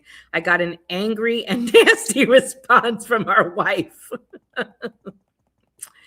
Well, you know, you could still all go up on Amazon and Google and leave horrible reviews for her book if you really want to get your frustration out. You can just prevent her from getting any more support if that's how you feel. But I would say, Sonia, keep doing what you're doing, because if you're telling the truth, let the truth come out. That's really all I can say. And never hide behind that. Because that's why she's upset with me, was because I was going to tell you the truth. If that's a threat, I'm sorry, not. Thank you, Marianne, for all you do. You are a wonder. And thank you, Sherry. Because the politicians are using the false claim that unions. Yes, I'm aware. And I need to ask you to just chill out on the whole thing that you're doing with the bills. Let us make the announcement of where things are. You have still no idea what's going on behind the scenes. There's a lot going there, and some of the things you're saying is freaking people out. Let's do a rally at Gracie Mansion. We are planning to do that, David. Give me a little time. Whoops. Kudos to you and your team. You're all remarkable. Thank you for all you do. You are welcome, Cheryl. I'm in Pensacola, Florida. My doctors do not take Medicare Advantage. I know. And then that's not just Florida. AKA Tommy Hogan. Did the mayor invite you? No, my dear. I don't get invited anywhere. Yeah, one day I'll get there. Trust me. You exposing Randy is important. Maybe someone already addressed this at the start of your stream, but it's also something how Randy used union dues for her book. Like you've said, Mary, and Karma is coming. Yeah, I don't remember the whole book story. I remember seeing it, but I did not read the article. If the senior care Medigap goes to a $300 co-insurance and the carrier will end up paying peanuts. Yes. I'm sure there's plenty of people investigating Randy. I just don't know if I have anything to do that. Do you really think New York City will give us money instead of giving? I have no idea, William, but it's worth asking. and get the giant finger sculpture to stand next to, which was gifted to Mom Donnie. I got over 500 likes when I said the finger was also returning the sentiment that all New Yorkers from him, he started it, so we returned it. Oh my goodness. Yeah, someone sent me that too. I thought it was funny. Your idea of introducing, if possible, at some future date, members' benefits tonight concert would be a game changer. The power they would lose would be immense. And so I am serious about this. Like, let me go back and drop that. We added a few more, we added a few more questions to the chat. Let me do it again. I mean, to the survey. Let me just drop it in the chat again, because I want you to know that many of you asked us to do this. And I added another question that basically says, are there other products that you would like us to, to offer? Like, some people said, hey, could you offer pet insurance? I'm like, I'm sure we could probably get a group rate on pet insurance. I'll try to do that for you. So I want to be able to offer whatever it is that you guys would like. Let's see. On Instagram, Annie Anesta says, we can educate. I met a Bronx Health Committee last night. I'm hot to get more letters of support to ensure we can one day relax and stop disaggregating the facts from bullshit and breathe. I totally hear from you. Get a drug plan and take the money from OSA. And see, and so here's the thing on insurance, right? Let me explain this to you guys. Why does the union why does a union have the upper hand in doing something like this?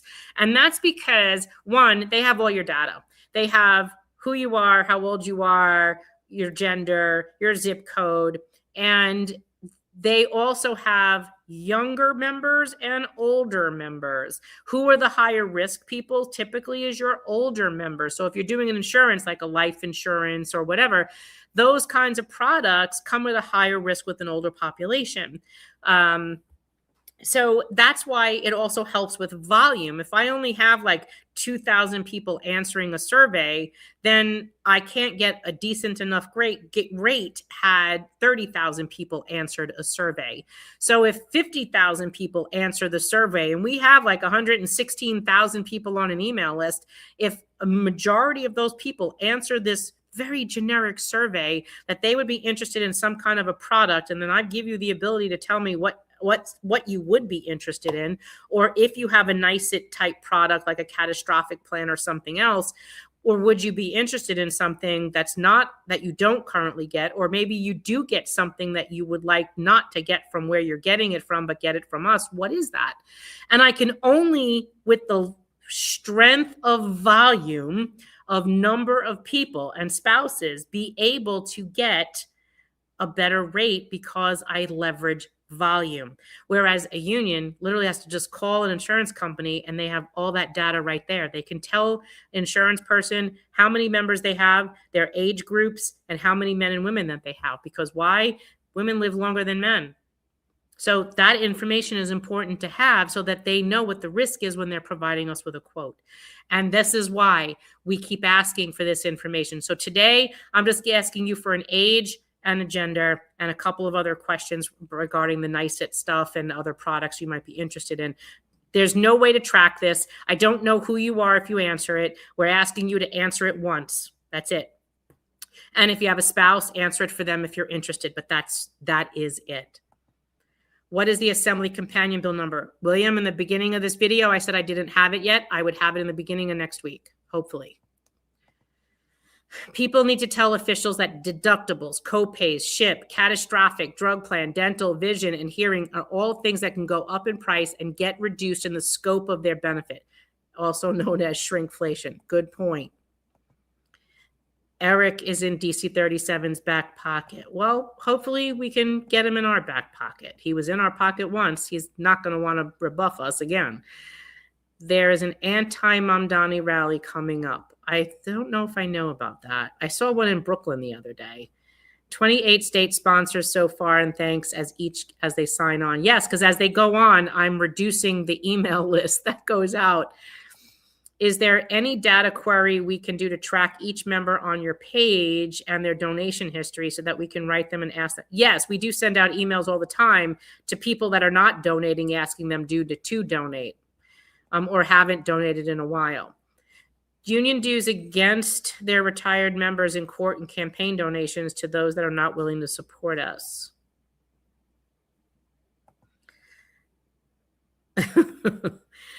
Truth telling is not attacking. No, it's not, Gerald. I know that. Some people don't know that. I know that. They don't want me to tell the truth. And this is the problem. Bennett is in the position that Bennett is in because he's controlled by the UFT leadership. They can control Bennett. They can't control me. And that's what they don't like. They tried to control me. They're not winning that fight. And that's why Randy said what she said, in my opinion. Yeah. So they're trying to keep me quiet. They're trying not to get the truth put out there. That's what they don't like. Contributions are our lifeblood. Send a contribution for $100. Thank you, John. Hope the rest of our members give what they can. Randy was a guest at the 2023 June 20 RTC general meeting when Unity got historically defeated, of course, for damage control while Mulgrew appeared virtually. I remember this. She literally told us that she speaks with Mulgrew every day, no doubt mentoring him on how to push us retirees into Medicare Advantage or use us as cash cows for senior care. Does Mulgrew really believe what he's saying? I don't know. You'd have to ask Mulgrew. I get that about social media. I'm not asking for me. There are many people who need other types of exposure to everything you cited a minute ago, and we here all know. Could try Twitch. Well, Diane, I actually registered for Twitch, but I will tell you what a scary place that is. You saw my video on that. I was shocked to see like what people are putting up there. I was like, is this as freaky as like MySpace or something from like way back when? Like people are just making these like freaky things, like using ashy characters and whatever. It was absolutely horrible that was an official New York City mayor's video. But put out a script. Yes, I will. Nope, they don't. Morning Joe loves to spill good tea. So Mindy, then start a campaign on our social page to get everyone to call Morning Joe. Donations can also be done in memory of some. Yes. That's how Mulgrew negotiates our contract. Yep. They're not able to negotiate better. They're unwilling to do the work. I know. But the Long Island Railroad unions didn't do attrition bargaining and they won, especially about healthcare. MLC unions don't know how to bargain. You remind me of Bella Abzug. Keep it up. Aim for the high bar. Amen. Where do you have that survey asking about other? So I just dropped it in the chat a little while ago. I will drop it in the chat again, but I will put it in the newsletter if you don't see it for whatever reason. Sadly, many active and UFT retiree members are suffering from Stockholm Syndrome. Yes. I agree. Some people in power can only feel big if they make others feel small. Yes. And they don't get that from me either, which is what they don't like. I do not kowtow to them. I kiss no one's pinky ring. Just like the game Mulgrew is playing with 27,000 paraprofessionals, respect of $10,000. I hear you, my dear. High five, sister, because that was a play. They played all of you just to make sure that you kept your hopes up and voted for the House. But yeah, unfortunately, that wasn't going to happen. I'm registered and did not get it. So, Roseanne, I'm going to ask you if you're talking about our newsletter, please check spam or junk. And it comes from retirees@nycretirees.org. Make sure that email is in your address book. Wait, the Janus decision, of course, they can stop dues. So remember, dues is an active duty, active member dues. Retirees are voluntarily paying dues, which is why you can create a whole coup of trouble if they're forcing you to pay dues, whether it's active or retired.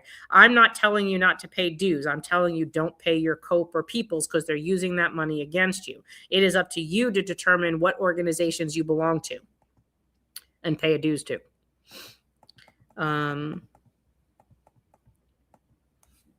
Yay, go Arthur. Someone diminished your wonderful guest appearance on Newsmax by claiming you shouldn't go to a network that indoctrinates. I guess that person doesn't see that not covering how Mamdani plays City Hall on lockdown and ignores you and head of the most powerful retiree org in New York is a form of indoctrination. I don't know if I saw that. Was that on my page? So here's what I had to say about that. Many people who saw that video, I was invited to speak to that on that video, on that channel. That is not a channel I typically watch. I really don't watch TV, to be quite honest with you. I really don't watch TV. But Greg Kelly is also the son of the former police commissioner. And I don't care who I have to talk to get this message out. Why? Because retirees are left, right, and in the middle. Retirees are of every political persuasion. I'm not only going to speak to the people of one political party. Our retirees are everywhere. And I respect that. I'm not like some other leaders who say, well, I'm only speaking to the Democrats. I have to speak to everyone because our retirees are everywhere. And that's the responsibility that I believe I have to take. Just because I speak to someone on a conservative station doesn't mean I'm conservative. Just because I speak to someone on a liberal station doesn't mean I'm liberal. I don't inject my politics like some people do into their everyday fight. That's up to you to do. I'm only telling you who is supporting you, and I will speak to anyone to be able to reach our retirees. Even if there's a newscaster on the moon, I will make sure that our voice is heard on the moon, because if our retirees are on the moon, I want to make sure they're hearing our message. I don't care who I have to talk to. And so that's like a ridiculous thing that they were saying. I totally hear you. That's what I was saying to add to your speech before are you in a union? I hear you. The MLC is bargaining for member unions without yes. And I've been trying to encourage the active unions to fight back, but they're not as strong as we are, Ellen. I don't know what to tell you. The AFT sends us a monthly newspaper. Very valuable benefit. Not. I send you a weekly email and I do 2 shows a week. I think you get more out of me. Yeah. So, I mean, if I have to start tamping down what we do and only providing it for retirees that are members of our organization, okay, fine. Maybe that'll get more people to join. We'll just start limiting what we're putting out, access to open, and make it accessible just to members. Members have membership as benefits. Didn't understand this, but am I wrong in understanding from your last stream that a new amortization proposal may have more of an impact on us retirees because it's first? It doesn't have more of an impact. It just extends it for 5 years. It's the same thing we've been saying. And now it is in the state budget, and it is up to each of the 5 pension systems to support it. And I'm almost hearing that some of the police pensions are considering it. I did not get a formal response back from the sergeants, lieutenants, or captains or DEA today. So I'm going to suggest that if you are a retiree from any of the police unions, you might want to start asking those police unions and reporting back if they're going to support, because each of those unions has a vote. Any police union has a vote on the trustee board.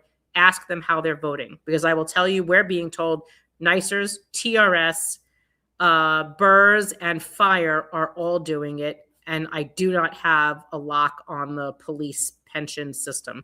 So if you guys are retired police officers, start calling all of your unions, sergeants, lieutenants, captains, DEA, PBA, and find out where they stand on whether or not they're going to support this or not, because that I do not have.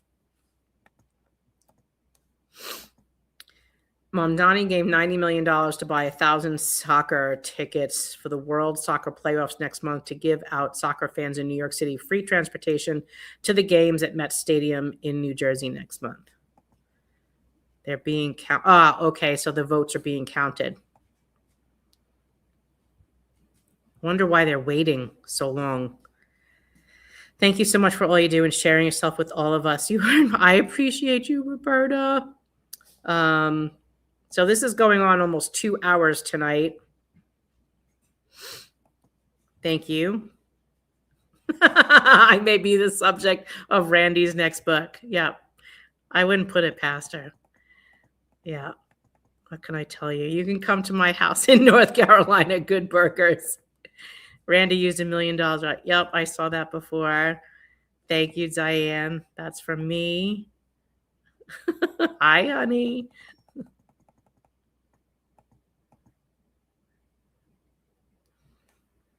How do I get the survey? I don't see it. I've dropped it in the chat several times. You're coming on Facebook. And so it should be on our public group page, not our private group. But don't worry, Diane, if you get our newsletter, it'll be there. And I'll try to remember to put it in the chat. I mean, to put it in the Facebook page as well, if you don't. 20% of retirees have no union drug plan. That's about 50,000 people plus Medicare eligible. I hear you. The survey wants a Google. No, you don't need a Google account to answer it.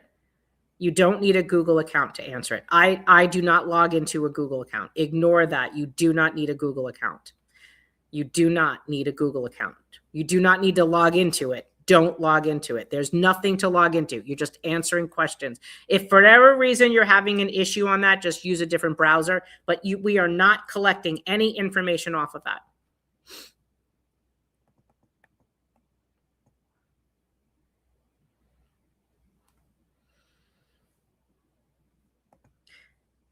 The NICET Catastrophic Major Medical is excellent. It used to be offered by the former Civil Service Retirees Association, the same company as NICET. I'll ask them about that. I'll ask.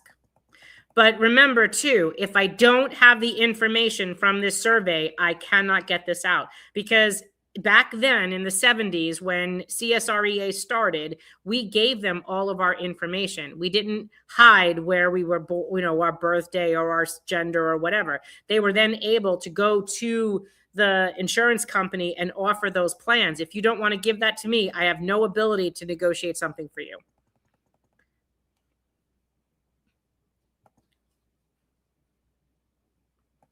Good luck keeping your quiet. Thank you for your tenacity. You're welcome.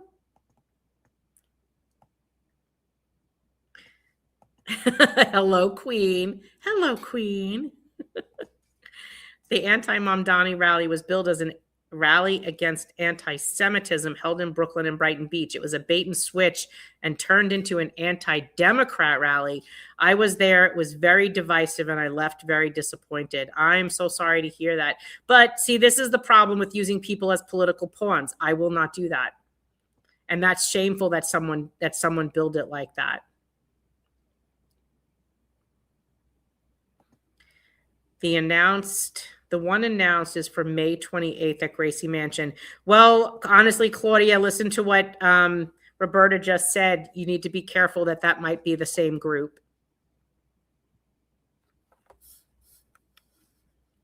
Your appearance wasn't political. I was not making a political statement on Newsmax. I made a statement about the retirees having promises made to them that were broken, that put them into affordability crises.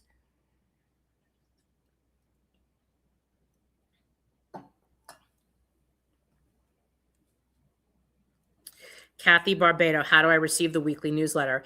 If you're a donor, you should be getting it. If you're not a donor, or you are a donor and not getting it, check spam or check junk. You should be getting mailed. If you're not finding it, and I will do one this weekend, if you do not see it by Monday, I will try to do it tomorrow. Saturday. I will try to get one out tomorrow. If you do not see it by Sunday, then check your junk or spam. If you don't find it in there, email us and we will look into why you're not getting it. Okay. But if you have an AOL address, it typically does go to spam or junk. And I don't know why that happens, but it does. And make sure you're putting us in your contact list so that it knows that it's a friendly email, not garbage. Do you know if the pension bonds are in? No, they're not. Pension bonds are not happening. And I spoke to the comptroller about that as well.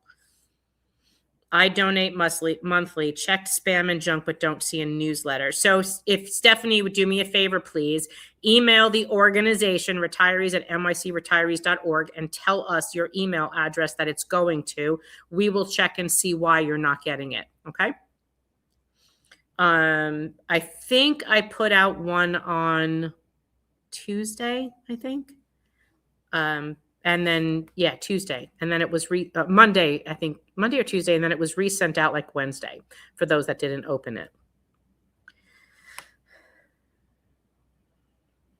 You too, Miriam.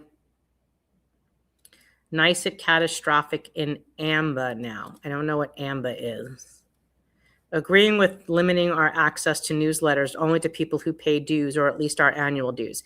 And you know what, Ellen? I can definitely do that. And then just send an email to everybody else saying, since you're not donating and not a member, you'll no longer receive this newsletter. I could start doing that. Maybe then they would join. But I'll tell you that there's a lot of people that take our newsletter and share it to like 100 people.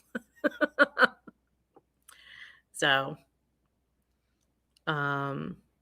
John Harrington, I don't know what that means. You're just using the initials of our organization. Our website is floating above my head. I heard Medicare WellCare drugs standalone on the marketplace is good. Can we switch at any time? You can only switch during open enrollment, unless you're losing your benefits under the plan. In the Morning Joe newsletter, Spill the Tea was a great idea. Even better, Marianne on a segment of Morning Joe itself. So email them, call them, start a campaign on Tuesday when our Facebook opens that everyone should call or email Morning Joe. Yes, Marianne, the reason why you're so respected and trusted is because your alliance is to the truth, not some political machine. Yes, and of course, unfortunately, they showed their true colors. They're wanting me to stay quiet and not expose that they're not really protecting retirees. If her comment that just because she's not doing what we're asking them to do in protecting retiree healthcare by codifying a protection in law, when there's another vehicle to do so, well, what is the vehicle? Because trying to get something done in Washington today is not going to happen. But you actually have a path to success right now that is an attainable goal, and you're refusing to take it. Why? That's not another vehicle. Her vehicle literally is a Pinto. They're hoping you break down on the way to Albany to get your bill passed because they don't really care about you. And they have other agenda. They have another agenda. So no. And so they're upset because if you listen to everything I read you, and I read you that just about verbatim, I did not threaten her. And she just didn't want me to report on this today. She didn't want me to tell you that she doesn't have your back. That way she can go on her little videos on her social media and say how she supports retirees. No, she doesn't. And you tell everyone that. Every time someone says that to you, we've always said to you, well, don't just tell me you love me, show me you love me. You say that you're protecting retirees. How are you doing that? Show me how you're doing it. Why? Because this organization and my team, Michelle Keller and Bob and Augie and all of us, we show you every week how we are working to help protect you. How are they doing it? Are they helping you pass a bill, or are they lobbying against your bill? That's your question. You guys have a great weekend. You too, Roberta. And I appreciate everything you guys are doing and supporting us. And the Marsha Kramer Show. Yep, because we did get on there too. Will they ever stop copays? Well, that's what the legislation is for, my dear. And that's what we're trying to work in attaining. And I can't do that without the support. Randy never had our backs. I hear you, Janice. Is it possible to send emails that cannot be forwarded? I don't think so, but I can ask. I can find out. So we are 2 hours at this. You have all the information that I have. I have no new news to give you. I will do a newsletter this weekend. I will give you all of this information that we talked about. I'll make sure that the survey is there so that you can put in the general census information so that we can start to look for insurance products for you, as well as whatever else I said I would give you. Because my brain is fried at this point. So I will write a newsletter tomorrow and get it out to you. Enjoy your week. You don't need to send any emails. Take off the entire week. Our Facebook page closes until Tuesday, and then by that point, you can go back to our Facebook page and post whatever you want. We will next week post the calls to the UFT. We will post next week the emails to the Senate again. And when I finally get an Assembly bill companion, I will let you know. And then you can start doing those emails as well. Also, hopefully, in the next couple weeks, we should have a bill ready to go in the City Council. I will let you know about that and post about that when that happens. For this weekend, do nothing. Take off, relax, because after my email to all of you tomorrow, I'm not doing anything else but work on my bus. So you guys have a great weekend. I love you and appreciate all that you're doing. For those that are listening and not members or donors, you better click that link and sign up today, because no one has your back. And after what I just read to you in the beginning of this show, and if you didn't listen, go back to the beginning. No one has your back but us. And they will lie and misrepresent and pretend that they got your back, and then they're going to sucker punch you. We don't do that. And we expose the truth and debunk bullshit all day long. I love you guys. Have a great weekend, and I'll see you Tuesday or on the radio Monday, because I am working Monday. All right. See you later. Don't speak what you don't understand. The truth is not in your command. Don't shout about what you think is fake. The decision isn't yours to make. Don't lie about the way things are. Tall tales